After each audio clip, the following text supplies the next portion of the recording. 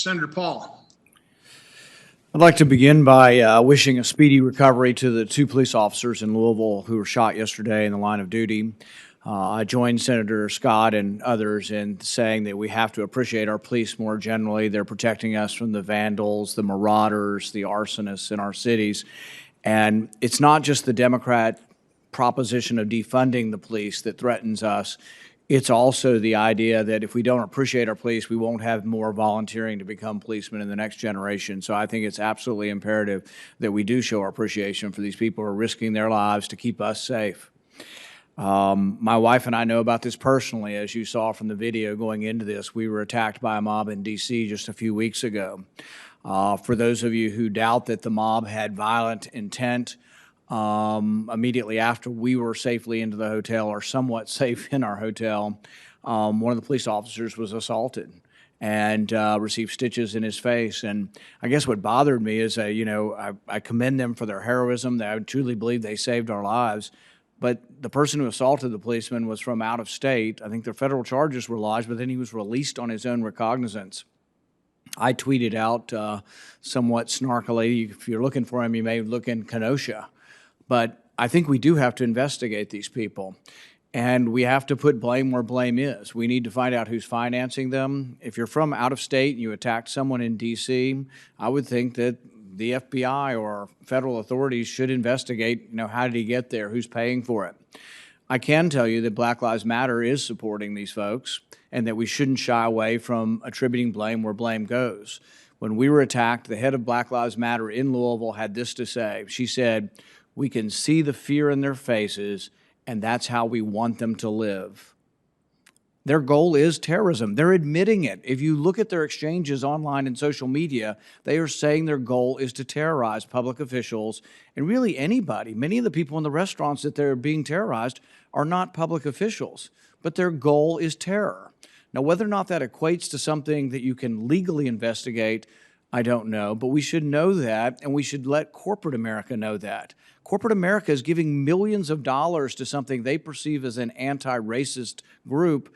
In reality, it's a group that is funding terror and funding terrorists to go from city to city.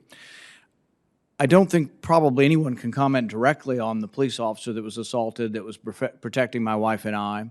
But I guess in general, Director Ray, does a police officer being attacked by someone who came from another state, do you think that can fall under the purview of the FBI? Is the FBI in general investigating cases like this where people from out of state are doing something you would think it would be a local crime to be investigated, but if they're from out of state, is there a federal angle to an investigation? Well, Senator, first let me say I appreciate your sympathy and appreciation to that officer, well, we're pleased that the offender was charged. Obviously, the release is concerning. I would say that when it comes to interstate travel, there are sometimes federal charges that we can bring, so there are federal rioting charges that have an interstate nexus that we have started trying to use around the country where we can. And there are a variety of sort of interstate commerce type hooks that we can look to. We are aggressively looking for a lot of the same kinds of things that you're pointing to: funding, supply chains, networks, communications with others in different parts of the country. And certainly the interstate travelers are often some of the most serious offenders. I know that in Portland, for example, there were a couple of individuals that I can think of off the top of my head who were coming from a different state, who were in one case threatening to blow up a building, in another case attempting to attack a building, and charges were brought in both of those instances. So wherever we can find a tool or a legally available weapon to go after those people, we're going to use it, because while there are certainly a large number, even a majority of people out there who are protesting peacefully, it doesn't take very many.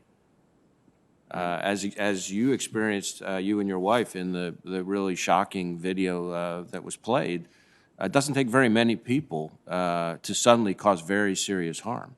And I think the frustration is that there's one guy on the internet who's, I think he's been arrested 26 times. And there's got to be some sort of cumulative nature to that many crimes that we've got to be at some point able to hold them. I do think rearresting is a good idea. And if I were in Portland, I would arrest them all every night, the ones that are committing infractions. And it's not life in prison, but you should get 24 hours in a cell and a trial or a hearing the next day and be booked. But we've got to do something. And I think the lack of doing anything is encouraging more of this. The people who were in the mob that attacked us, within, like, you know how the internet works, within 20 minutes, people are isolating their faces and saying, here's a picture of him in Louisville, here's a picture of him in Memphis, here's a picture of him in Portland. So there is some connection, and it costs money, to travel places. And there were dozens staying in hotels near the White House that average over $500 a night. So I think it's important that we look at it. Now, I'm very concerned about free speech and not going after groups for speech. I actually sympathize with some of the reforms. I had an act called the Breonna Taylor Act to get rid of no-knock raids because I think they endanger police officers and people behind on the raids. And many police officers actually agree that the no-knock raids may not be necessary.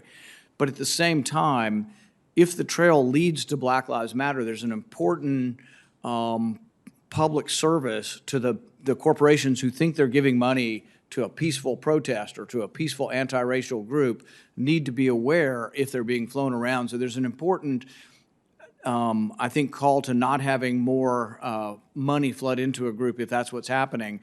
And so all I would say is that we should not be afraid of allegations that this is just a peaceful group so we can't touch them, that we do need to trace the money from people who are committing crimes. And if it's coming from an organization that may have multi-purposes and say they have a First Amendment right, they don't have a right to fund mayhem. And I hope it will be pursued. And feel free to respond to that or not.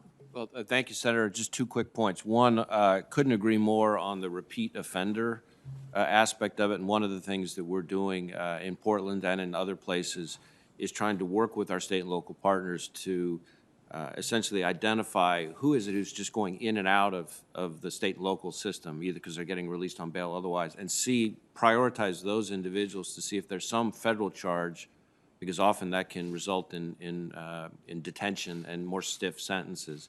And then on the funding piece, following the money is kind of our bread and butter. It's something we're looking at, as I said, including, which I think goes to a little bit to your last point, including situations where somebody might be misrepresenting what it is they're fundraising for, right? So certain crowdsourcing activities where somebody contributes thinking they're giving for something that's First Amendment activity, but in fact is maybe being used for something else that's much more pernicious. And so we're looking at that too.